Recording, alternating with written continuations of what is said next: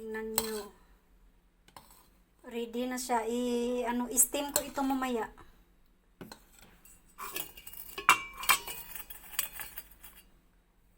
Ito naman guys, ito ang paglutuan ko ng idli. Kaya ilalagay ko yung dough. Yan ang steamer ng idli. At ito na, nilagyan ko na siya ng tubig. Guys, hindi po ito marumi ha. Hindi po ito marumi kasi ganito po sila pag ang isang bowl na palaging ginagamit na pakuluan ng tubig. Ganito talaga ang itsura niya. Kahit anong hugas yan, kahit anong kuskus yan ng steel wool, hindi yan po matatanggal. Hindi po yan siya marumi. Salted ang tubig dito ba sa amin. At saka ito na ang mga layer na hinugasan ko na siya.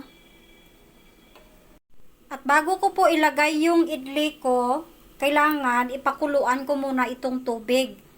Pag kumukulo na ito, bago ko ilagay ang layer form ng idli. Ngayon, takpan natin. Hintayin natin na kumulo. At itong hurmahan naman ng idli, lalagyan ko po siya ng ghee. Natutulog ang ghee ko guys kasi malamig dito kaya buo-buo ang ghee.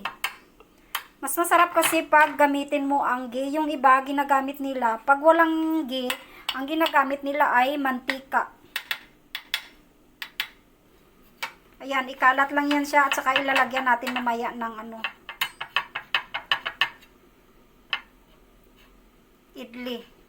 idli dough. So, itong ghee na ito, ikakalat ko ito. Ganyan.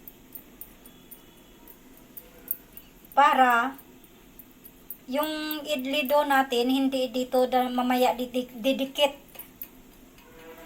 Kailangan ikalat siya dito. Parang gagawa tayo ng dyan, ng tawag nito, yung puto cheese. Ganyanin siya. Ayan. Para siya ring ang lasa nito ay para siyang butter din. Ganyan ang itsura niya pag ikalat ang ghee. Ayan. Hindi siya makikita. Ayan. Yan ang itsura niya pag ikalat ang ghee.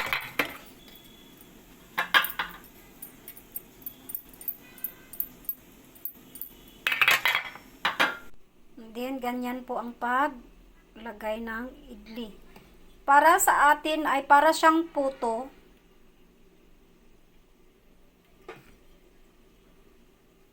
Pero ang puto sa atin ay matamis. Ito naman ay salted. Ang lasa niya para siyang para siyang kanin.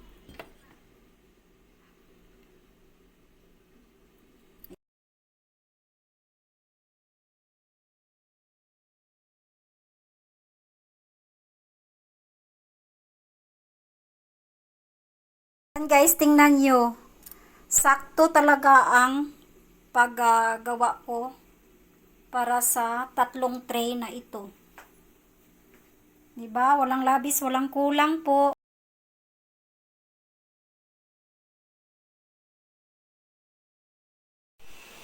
Ayan. Unahin natin tong maliit. Kasi ito ay maliit at saka malaki. Ito ang first layer niya, maliit. Ang pangalawang layer niya ay malaki konti. Ang third layer niya ay malaki. Ayan. So, 3 layer ang idli natin. Hintayin natin na maluto ito hanggang 20 minutes. Ready na siya. Natin. Yan, kumulo ka dyan hanggat gusto mo.